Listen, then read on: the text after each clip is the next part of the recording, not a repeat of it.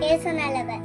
தடுமாறி போன போது பின் தொடர்ந்தீரே, பாவ சேற்றில் விழுந்த போது தூக்கி எடுத்தீரே.